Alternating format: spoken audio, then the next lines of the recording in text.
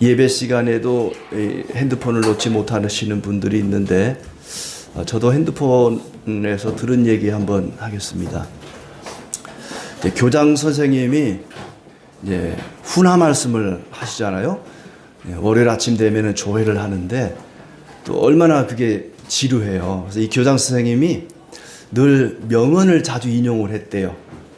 옛날에 이런 말이 있는데 누가 이런 말을 했는데 한 명언을 하는데 그날도 이런 명언을 인용을 한 거예요. 여러분 유명해지십시오. 그러면 여러분이 똥을 싸더라도 사람들이 박수를 칠 것입니다. 이런 명언을 이제 하려고 준비를 했어요. 근데 이 교장 선생님이 단상에 서셔서 하시는 말씀이 여러분 똥을 싸십시오. 그러면 여러분이 유명해져서 박수를 칠 겁니다. 이렇게 얘기를 한 거예요. 안 웃겨요? 네. 그 이제 아이들 웅성웅성 하는 거예요. 똥을 싸면 유명해진다고? 나는 하루에 5번씩 싸는데 엄청 유명해지겠는데? 아이들끼리 웅성웅성 하는 거예요. 이 앞에 여러 사람 앞에 나와서 뭔가를 말을 한다는 거 굉장히 참 떨리고 어려운 일입니다. 설교도 마찬가지입니다. 말이 헛나올 수가 있고 이렇게 틀린 말을 사람이나 지명이나 또 성경 구절을 틀릴 수도 있고 참 쉽지 않은 일인데도 제가 쑥떡같이 얘기해도 찰떡같이 알아듣게 하시는 그리스도께서 함께 하셔서 그런 또 말씀을 들을 때마다 은혜를 주시는 것 같습니다. 하나님께서 언제나 우리 가운데 예배 중에 함께 하시기 때문에 설교자가 어떤 말을 하더라도 하나님께서 우리에게 필요한 은혜를 주신다고 생각을 합니다. 이제 오늘은 우리가 함께 하루 한 장씩 말씀을 읽어가는 가운데 마태복음 맨 마지막 장에 이르렀습니다. 마태복음 28장을 읽게 되었는데 예수님의 부활에 대한 이야기죠. 마태는 다른 사람들과는 달리 예수님의 부활 이후의 행적에 대해서 그리 많은 말을 하고 있지 않습니다. 7번 어디에 나타났다는 그런 얘기도 없고요. 다만 예수님께서 약속하셨던 갈릴리에 나타나셔서 제자들에게 승천하시기 전에 주셨던 지상 대명령이라고 하는 이 말씀, 이걸 굉장히 강조하고 있습니다. 예수님께서 제자들에게 마지막 사명을 주시죠. 근데 사명을 주시기 전에 하늘과 땅의 모든 권세를 내가 받았다. 그분이 온 세상의 왕이시라는 것을 마태는 이 말씀을 통해서 우리에게 전해주고 있습니다. 예수님께서 부활하셔서 하늘과 땅을 다스리시는 만왕의 왕으로 지금도 살아계신다. 그러니 너희는 가서 모든 민족들에게 복음을 전하라. 그리고 그리스도께서 너희와 항상 함께 있을 것이다. 떠나실 분인데 함께 있겠다고 말씀을 하시는 거예요. 떠나실 거면서 함께 있겠다. 그 말은 육신은 비록 떠나시지만 그분이 영으로 우리와 함께 하실 것을 약속하시는 말씀입니다. 그때 당시에 그리스도인들의 형편은 대단히 어려웠습니다. 안팎으로 핍박이 있었죠. 안에서는 유대인들이 이단이라고 핍박을 했고 또 밖에서는 로마 당국에서 그리스도인들을 굉장히 심하게 핍박을 했습니다. 로마 황제가 신으로 불리우던 그런 시절이었습니다. 로마의 왕이 신이다. 그러니 온 땅의 왕이신 로마의 황제를 섬기라. 그럴 때에 마태는 아니다. 하늘과 땅의 모든 권세를 가지신 우리의 왕 그리스도께서 우리와 함께 하신다. 그러니 너희는 절망하지 말고 두려워하지 말고 세상의 권세에 짓눌리지 말고 온전히 그리스도의 말씀을 따라 복음을 전하라고 명령하고 있습니다. 마태는 예수님께서 이스라엘의 왕 아브라함과 다윗의 자손 이스라엘의 왕이시며 그분의 이름은 임마누엘 우리와 함께 하시는 하나님 이렇게 시작을 합니다. 마태복음 1장은 그렇게 시작해요.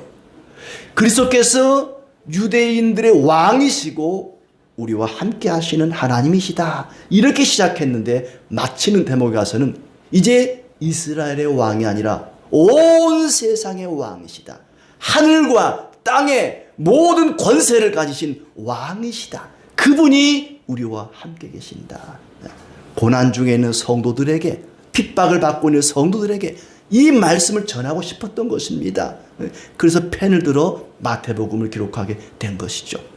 그리스도께서는 사라진 것이 아니고 죽어 없어진 분이 아니고 지금도 살아계시면서 우리와 함께 하시는 만왕의 왕이시다.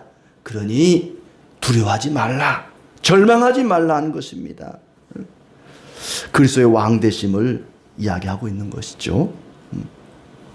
그러면서 이제 그리스도께서 어떤 분이신지, 그리고 우리가 어떻게 살아야 되는지를 말씀하고 계십니다. 성경에 보면은 하나님이 하실 일과 우리가 해야 할 일이 구분되어 있습니다. 먼저 그의 나라와 그의 의를 구하라. 그리하면 이 모든 것을 너에게 더해 주시리라. 우리에게 필요한 모든 것을 더해 주시는 것은 하나님이 하실 일이고, 우리는 먼저 그의 나라와 의를 구해야 됩니다. 그리고 말씀에 순종하라. 그리하면 복을 주리라. 복을 주는 것은 하나님이 하실 일이고, 우리가 할 일은 말씀에 순종하는 것입니다. 그러니까 하나님이 하실 일과 내가 할 일이 구분되어 있어요. 그래서 사람들은 하나님이 할 일에 간섭을 합니다. 하나님 복을 주세요. 왜 안 줍니까? 그건 하나님이 할 일이에요. 내가 할 일은 말씀에 순종하는 것이죠. 먼저 그의 나라와 의를 구하는 것입니다. 근데 하나님이 하실 일을 감 내놔라 밤 내놔라 하는 것처럼 하나님이 하실 일에 대해서 이래 주세요 저래 주세요 간섭을 합니다. 오늘 이 말씀을 통해서도 우리는 그리스도께서 하실 일과 우리가 해야 할 일을 분명히 구분할 수가 있습니다. 먼저 그리스도가 하실 일에 대해서 한번 생각해 보겠습니다. 그분은 만왕의 왕으로서 우리와 함께 하시며 때로는 믿음을 주시고 은혜를 더해 주십니다. 그리스도께서 우리와 항상 함께 하신다. 함께 하시는 그리스도로 인해서 우리는 날마다 하나님의 은혜를 공급받게 됩니다. 예수님이 다시 살아나셨습니다. 부활의 소식을 대제사장과 장로들이 접했습니다. 그리고는 경비병들에게 이야기를 합니다. 예수님이 이제 죽으시고 나서 무덤에 장사를 지냈어요. 그리고는 그 무덤 앞에, 그때 무덤이라고 하는 것은 땅을 파고 매장하는 게 아니라 이 동굴 속에 시신을 넣고 그 큰 돌문으로 막는 거거든요. 돌문으로 막고 임봉을 하고는 그 앞에 경비병들을 세워놨어요. 빌라도에게 이 예수라는 사람이 죽은 다음에 사흘 만에 살아난다 그랬는데 혹시 제자들이 훔쳐가고 진짜로 부활했다고 거짓 소문을 퍼뜨릴 수 있으니까 경비병들을 좀 세워서 시신을 훔쳐가지 못하도록 지켜주시오라고 했더니 니들도 경비병 있잖아 왜 나한테 그래. 그래서 경비병을 세워서 지켰단 말이죠. 근데 진짜로 예수님이 부활하신 거예요. 사흘 만에 살아나셨습니다. 그 소식을 대제사장과 장로들이 듣고는 경비병들에게 돈을 주고 뇌물을 주고는 얘들아 너희들 예수가 부활했다는 소식 절대 알리지 마라. 입 밖에도 내지 마라. 그냥 제자들이 와서 훔쳐갔다 그래라. 이렇게 경비병들을 잘 꼬드겨서 이제 거짓 말을 하도록 한 것이죠. 얼마나 완악한 사람들입니까? 대제사장이나 장로들이나 물론 또 바리새인들, 서기관들 하나같이 하나님 말씀에 정통한 박사들입니다. 율법에 대해서는 둘째가라면 서러운 사람들이에요. 이 사람들은 정말 하나님 말씀에 진지하고 진실했던 그런 사람들입니다. 그리고 죽은 자가 다시 살아나는 부활을 경험한 사람들이에요. 예수님의 부활을 안 사람들입니다. 부활 소식을 들었어요. 이 정도 되면은 무릎을 꿇어야 되는 거 아니겠습니까? 이 정도 되면은 그리스도를 인정해야 되는 거 아니겠어요? 말씀의 박사들이고 기적을 경험한 부활이라는 기적을 경험한 자들입니다. 이 정도 되면은 그리스도를 믿고 그리스도 앞에 무릎을 꿇을 만한데 오히려 거짓 진술을 시키는 거예요. 경비병들을 단속해서 입단속을 시켜서 예수의 시체가 도난당했다고 거짓 진술을 하게 하는 것입니다. 사람이 인정할 건 인정해야 되잖아요. 교통사고가 났다. CCTV가 다 있고 뭐 요즘은 카메라가 얼마나 많습니까? 또 뭐 증인들도 많고 뭐 그 정도 되면은 내 잘못입니다 라고 인정해야 되는데 끝까지 고집 피우는 사람이 있어요. 말씀이 분명하고 기적을 부활을 경험했다면 그리스도를 인정하고 믿어야 되는데 오히려 그들은 거부했습니다. 어지간히 고집 센 사람들도 이 정도면은 그리스도를 인정할 만한데 그들은 전혀 그렇지 않았어요. 손바닥으로 하늘을 가릴 일이지 시신이 도난당했다고 소문을 퍼뜨립니다. 왜 예수님이 부활하셔서 제자들에게만 나타났을까? 이렇게 대제사장이나 장로들이나 모든 사람들에게 나타났으면 모든 사람들이 다 예수님을 믿고 인정했을 텐데 왜 예수님은 부활하셔가지고 제자들에게만 나타나셨을까? 그러나 이 대제사장들 장로들의 행태를 보면은 부활하신 예수님이 나타나셔도 인정하지 않고 믿지 않을 그럴 사람들입니다. 예수님께서 그들에게 나타나셨을 때에 아마 진짜로 나타나셨으면은 당신 왜 살아났냐고 도로 죽였을 거예요. 당신이 죽어야 우리가 살아. 우리 죽일 일 있어? 다시 죽어. 그리고 아마 그들이 예수님을 죽이지 않았을까. 아무리 성경에 박살할지라도 부활을 경험한다 할지라도 그리스도께서 함께하지 않으면 그리스도를 믿을 수가 없습니다. 아무리 말씀을 많이 듣고 성경을 알아도요, 많이 알아도 그리고 놀라운 기적들을 날마다 체험한다 할지라도 성령이 함께하지 않으면 그리스도를 인정할 수가 없습니다. 왜냐하면 믿음은 하나님이 주시는 선물이기 때문에 그렇습니다. 믿음은 기적이나 말씀을 통해 주어지는 것이 아니라 하나님의 은혜로, 하나님의 선물로 주어지는 것입니다. 우리가 전도하고 싶은 사람, 가족들을 한 번만 교회 가보자고, 한 번만 가서 말씀 들어보자고. 그래 내가 한번 가서 들어줄게. 그리고 교회로 왔어요. 말씀을 들었어요? 근데 안 믿어. 왜 안 믿지? 말씀을 들으면 자동으로 믿어지는 게 아닙니다. 분명히 말씀을 들으면 믿어야 되는데 나에게는 그렇게 은혜가 되고 감동이 되는 말씀인데도 그 사람에게는 은혜가 안 되는 거예요. 감동이 안 되고 믿음이 안 생기는 것입니다. 왜냐하면 믿음은 하나님이 주시는 선물이기 때문에 그렇습니다. 믿음은 하나님의 자녀들에게만 주시는 하나님의 선물입니다. 요한복음 10장 24절에 보면 많은 사람들이 예수님에게 말하죠. 당신이 그리스도라는 증거를 보여보시오. 당신이 그리스도라면 증거를 보여주시오. 주님께서 말씀하십니다. 너희가 내 양이 아니기 때문에 그동안도 많은 기적을 보여줬고 앞으로도 많은 기적을 보여줄지라도 너희는 믿지 않을 것이다. 왜요? 내 양이 아니기 때문에. 그리스도의 양이 아닌 사람은 아무리 말씀을 많이 듣고 기적을 봐도 믿지를 못합니다. 믿음은 하나님의 선물이기 때문에 그렇습니다. 그러나 하나님의 어린 양들은 우리의 삶 속에서 일어나는 작은 기적 속에서도 하나님의 손길을 느낍니다. 아무것도 아닌데 별것 아닌 일인데도 하나님이 도우셨구나, 하나님이 함께 하셨구나, 이걸 느낍니다. 뿐만 아니라 늘 듣는 말씀이 그 말씀이에요. 늘 설교가 거기서 거기입니다. 그럼에도 불구하고 날마다 말씀 속에서 은혜를 받는 것은 그 사람이 하나님의 양이기 때문입니다. 성령이 함께 하시기 때문입니다. 야, 너는 무슨 아무것도 아닌 일을 가지고 다 하나님이 하셨다 그러냐? 넘어졌는데, 내가 그냥 길을 가다가 꽈당 넘어졌는데, 바로 옆에 보니까 날카로운 쇠조각이 이렇게 나와 있는 거예요. 제가 그랬다는 얘기가 아니라 예를 들자면, 그걸 보고는, 하나님이 도우셨다고, 하나님의 은혜라고, 하나님 은혜하였으면 큰일 날 뻔했다고 막 얘기를 하니까, 안 믿는 사람들, 그게 무슨 하나님 은혜냐? 나도 그런 적 있어. 어쩌다 그럴 수 있는 거지. 하나님의 양들은 모든 것이 다 하나님이 주셨습니다. 하나님의 은혜입니다. 하나님이 그렇게 하셨습니다. 이렇게 고백을 합니다.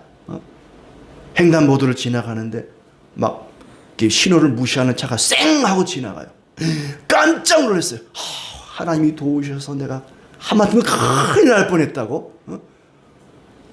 하나님의 양들은 일상 속에 일어나는 작은 기적도 다 하나님 은혜라고 고백을 합니다. 뭐든지 하나님이 해주셨다고 말하죠. 하나님의 백성은 그렇게 말합니다. 목사가 설교를 잘해서 은혜를 받는 게 아닙니다. 하나님이 은혜를 주시기 때문에 은혜를 받는 것입니다. 은혜는 하늘로부터 주어지는 것입니다. 말씀을 듣고 기도하는 여러분이 바로 하나님의 양들입니다. 그리스도를 향한 믿음을 가졌다는 것은 이미 내가 하나님의 양이라는 증거입니다. 부활하신 그리스도께서 지금도 우리와 함께 하시면서 하시는 일은 뭐냐? 우리에게 날마다 은혜를 베풀어 주십니다. 요한계시록 3장 17절부터 보면은 라오디게아 교회가 나오죠. 소아시아 7교회 가운데 라오디게아 교회가 나오는데 이 교회는 칭찬은 한마디도 못 받고 책망만 받은 그런 교회입니다. 부자 교회였습니다.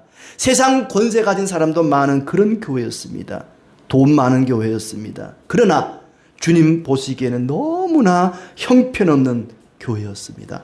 주님께서 그들을 향해 말씀하시기를 내 곤고한 것과 가련한 것과 가난한 것과 눈먼 것과 벌거벗은 것을 알지 못하도다. 너희는 부자라고 권세 있는 자들이 많이 모여있다고 자랑하지만 내가 볼 때는 누구보다 가난하고 곤고하고 헐벗은 자들이다 라고 그들을 책망합니다. 그야말로 인공호흡기에 의지해서 겨우겨우 생명만 유지하는 그런 사람처럼 보였던 것입니다. 그러면서 차지도 않고 뜨겁지도 않다고 책망합니다. 그들은 하나님에 대한 지식도 열심도 없다고 책망을 받습니다. 왜 그런가? 라오디게아 교회가 왜 그렇게 되었는가? 요한계시록 4장 20절에 이렇게 말합니다. 볼지어다 내가 문 밖에 서서 두드리노니 누구든지 내 음성을 듣고 문을 열면 내가 그에게로 들어가 그와 더불어 먹고 그는 나와 더불어 먹으리라. 내가 문 밖에 서서 두드리노니.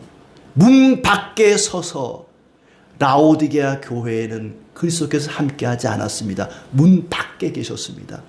교회 밖에 그리스도가 계셨습니다. 이런 교회도 있습니다. 분명히 교회는 교회인데 그리스도께서 문 밖에 계시는 교회, 그리스도가 없는 교회입니다. 그런 교회도 교회라고 불리우기는 합니다. 그렇지만 그리스도께서 계시지 않는 교회입니다. 그리스도께서 문 밖에 서서 문을 두드리시면서 얘들아 문 좀 열어다오. 내가 너희와 함께 교제하고 싶다. 교회 문 열려 있죠? 예. 문이 열려 있어야 됩니다.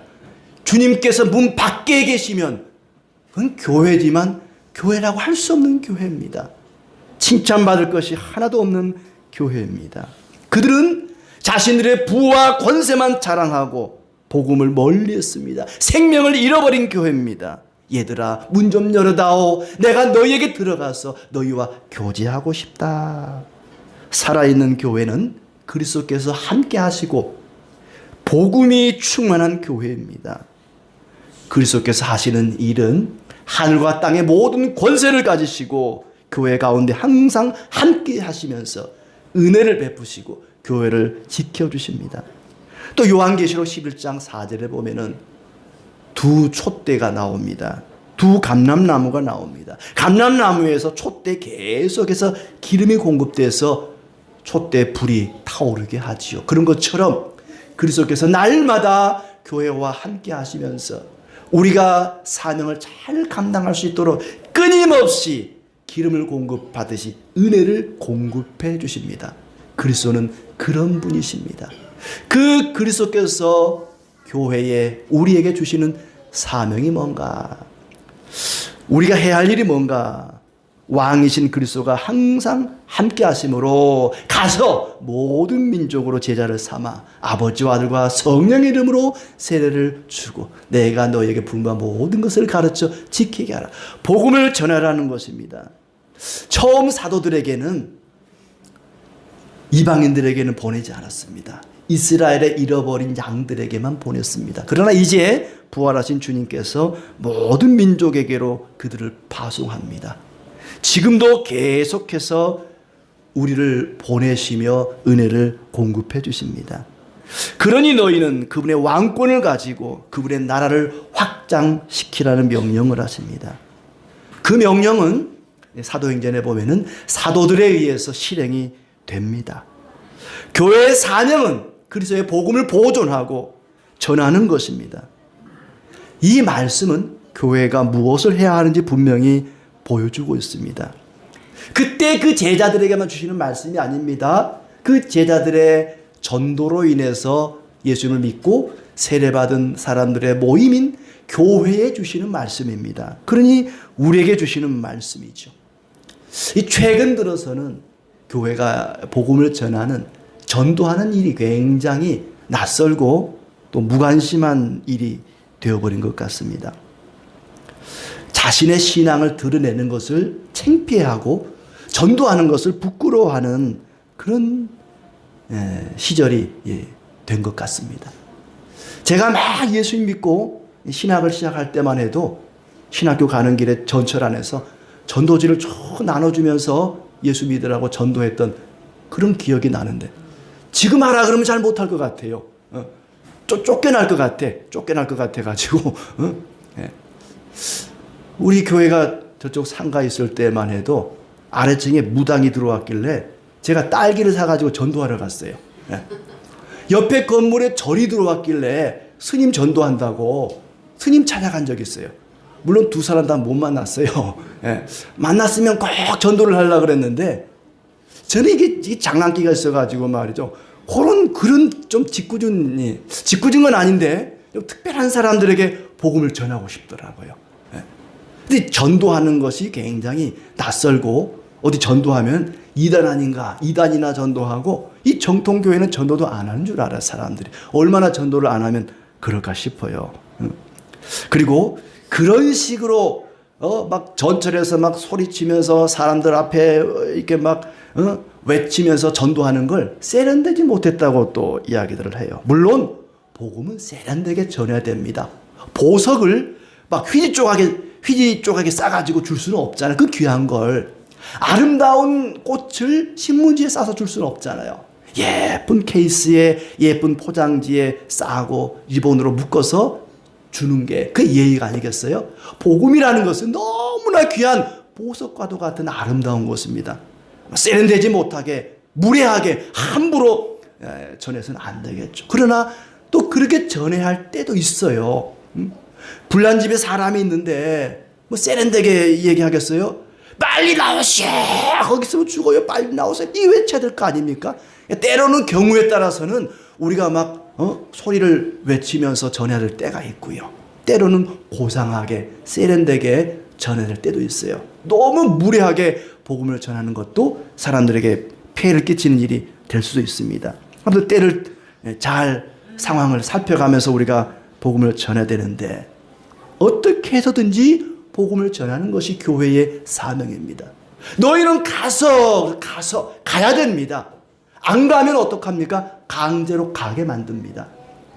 이스라엘 백성들 가운데 있던 성도들이 가야 되는데 안 갔어요. 이스라엘 그 울타리 안에만 머물러 있었습니다. 그래서 스데반의 순교를 비롯해서 핍박이 가해지지 않습니까? 어쩔 수 없이 흩어지게 되었습니다. 안 가니까 하나님이 강제로 가게 만듭니다. 교회는 모여서 예배드리는 일도 중요하지만 가서 복음을 전하는 것도 중요합니다. 모이는 교회, 흩어지는 교회, 이게 잘 조화를 이루어야 되는 것입니다. 사람이 할 수 있는 가장 귀한 일은 생명을 살리는 주님의 사역에 동참하는 것이고 그 일을 위해서 기도하는 것입니다. 그 일이 어떤 일보다 귀하고 위대한 일입니다. 영혼을 변화시키고 살리는 일은 그리스도께서 하실 일입니다. 우리가 할 일은 뭡니까? 가서 복음을 전하는 것입니다. 내가 할 일과 주님이 하실 일을 우리는 분명히 구분해야 됩니다. 내가 할 일은 막 사람을 변화시키고 강제로 믿게 할 수는 없어요. 그래서 하나님의 선물이라 그랬습니다. 내가 할 일은 전하는 것만 하는 것입니다. 가서 전하는 것입니다. 그러면 나를 통해서 그리스도께서 사람을 변화시키고 죽은 영혼을 살려낼 것입니다. 이런 은혜가 우리 교회 가운데서도 있기를 원합니다. 부활을 통해서 생명 살리는 권세를 주님께서 갖게 되셨습니다.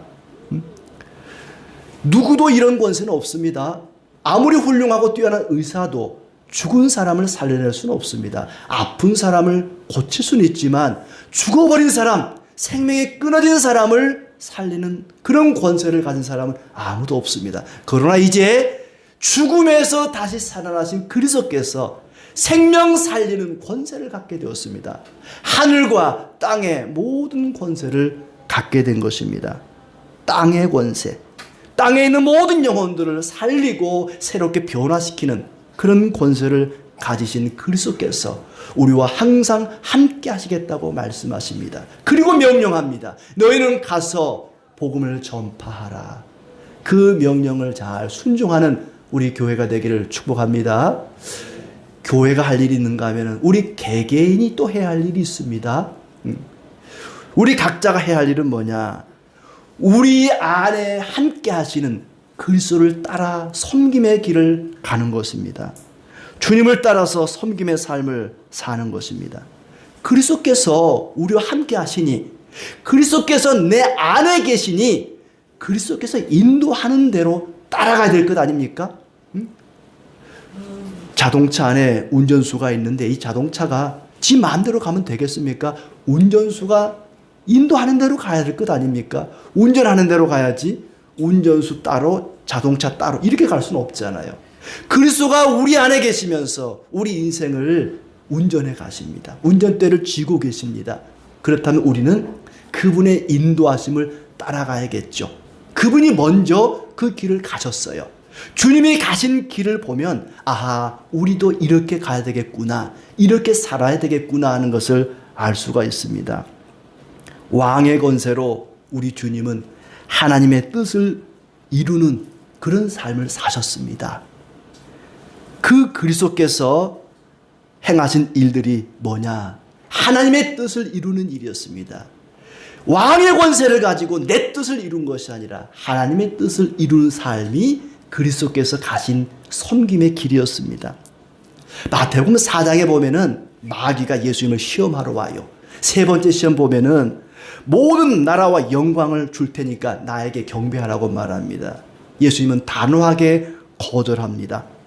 그분의 뜻에 순종하기 위해서, 하나님의 뜻에 순종하기 위해서 마귀에게 경배하는 것을 거절합니다. 마귀가 제안한 게 뭡니까? 모든 나라와 영광을 주겠다 그랬습니다. 모든 나라와 영광을 주겠다고 말했지만 주님께서는 마귀의 유혹을 물리치고 하나님께 순종하는 길을 택하여서 고난의 길, 십자가의 죽음의 길을 택하셨습니다. 그리고 이제는 그것과는 마귀가 약속했던 것과는 비교도 할 수 없는 하늘과 땅의 모든 권세를 얻게 된 것입니다. 하늘과 땅의 모든 권세를 가지신 왕이신 그리스도께서 우리와 함께 하시니 우리는 그분을 따라가야 됩니다. 예수님이 가신 그 고난의 길이 어떤 길이냐 하면 26장에 보면, 마태복음 26장에 보면은 예수님이 붙잡히실 때에 예수님의 제자 중에 한 사람 베드로가 칼을 빼서 제사장 종 말고의 귀를 잘라버립니다. 예수님이 그 귀를 이제 마태복음은 안 나오지만은 다른 데 보면은 다시 붙여주시죠. 그러면서 제자에게 말합니다. 칼을 도로 칼집에 꽂으라. 칼을 가진 자는 칼로 망할 것이다. 그러면서 내가 12군단 더 되는 천사들을 동원할 수 없는 줄로 알았느냐.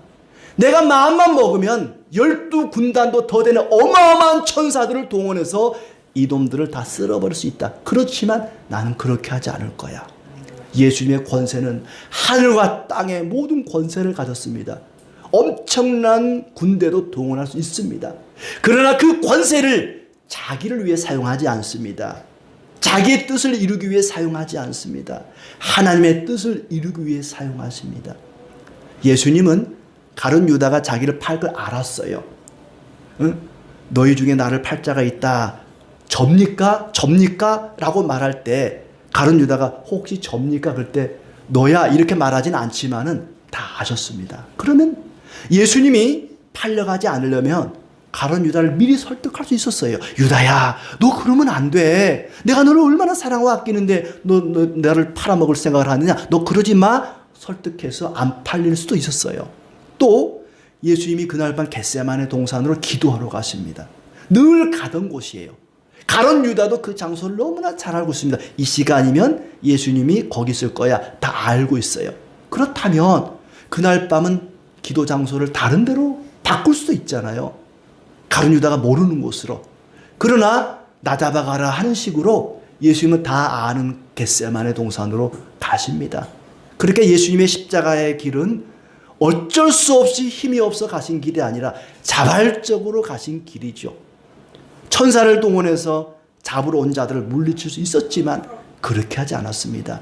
내게 주어진 권세를 가지고 나의 뜻을 이루기 위해 사용한 것이 아니라 하나님 아버지의 뜻을 이루기 위해 사용하신 것, 그것이 바로 주님이 걸어가신 길입니다. 우리가 가야 할 길도 그 길입니다. 우리에게는 엄청난 권세가 주어져 있습니다. 예수님을 믿는 성도들에게, 저와 여러분에게 얼마나 큰 권세가 있는 줄 아십니까? 우리가요, 간절히 하나님께 믿음으로 기도하면 응답을 해주신대요. 놀랍지 않아요? 전혀 놀란 표정들이 아니시네. 너는 내게 부르짖으라, 내가 내게 응답하리라. 우리가 부르짖어 기도하면 그 기도를 응답을 해주신대요. 얼마나 큰 권세가 우리에게 있습니까? 내가 기도만 하면 너는 죽었어.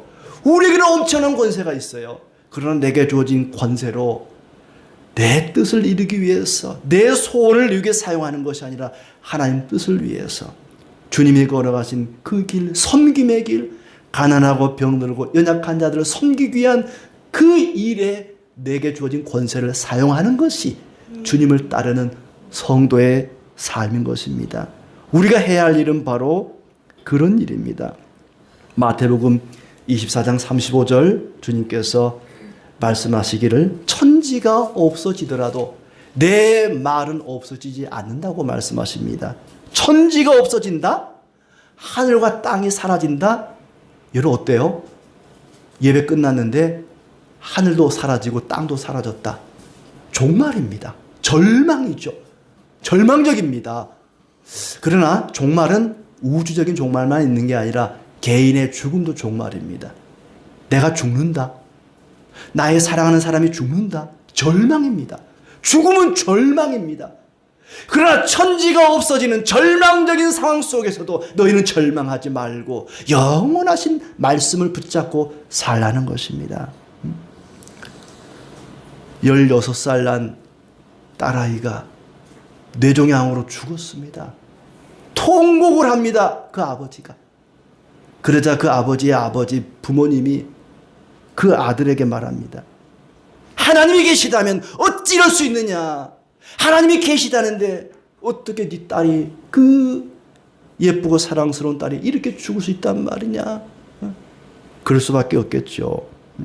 우리가 불치병에 걸렸거나 심한 고난을 당하게 되면 하나님을 원망합니다. 하나님, 사랑의 하나님이시라면서요, 능력의 하나님이시라면서요, 왜 제 병을 고쳐주지 않는 겁니까? 왜 제 문제를 해결해 주지 않는 겁니까? 우리는 그렇게 절망합니다. 그 아버지가 누구냐 하면은 낮엔 해처럼 밤엔 달처럼 이 노래를 만들고 우리가 잘 아는 뭐 찬미예수 2000, 찬미예수 1000, 그 노래집을 편집하신 최용덕이라는 분이세요. 그분이 그 일을 겪고 나서 지은 노래가 있습니다. 아시는 분들은 따라서 한번 해보세요. 하나님 한 번도 나를 실망시킨 적 없으시고 언제나 공평과 은혜로 나를 지키셨네. 오 신실하신 주, 오 신실하신 주, 내 너를 떠나지도 않으리라. 내 너를 버리지도 않으리라. 약속하셨던 주님, 약속을 지키사 이후로도 영원토록 나를 지키시리라 확신하네. 그렇습니다. 우리 주님께서는 언제나 우리와 함께 하십니다. 볼지어다 내가 세상 끝날까지 너희와 항상 함께 있으리라. 우리는 가서 전하기만 하면 됩니다. 우리와 함께 하시는 하나님께서 그 사람에게 은혜를 베푸시고 변화를 시키실 것입니다. 은혜는 왕이신 그분이 주시는 것입니다. 항상 함께 하셔서 지금도 계속해서 우리에게 은혜를 주시는 만왕의 왕이십니다. 하나님, 내 신앙 지키기도 어려워요. 내 한 사람 신앙 지키기도 어려운데 내가 누구에게 전하겠습니까? 그러나 우리가 복음을 전할 때에 그리스도께서 천지의 왕이신 주님께서 우리와 함께 하시면서 은혜를 베풀어 주실 것입니다. 그런 사람 덕분에 저 같은 사람도 예수님을 믿게 되고 이 자리에 서지 않았습니까? 여러분이 항상 함께 하시는 만왕의 왕, 하늘과 땅의 모든 권세를 가지신 그리스도를 의지하여 복음을 전하며 그분의 말씀을 따라 섬김의 삶을 살아가는 우리의 삶이 되기를 진심으로 기원합니다.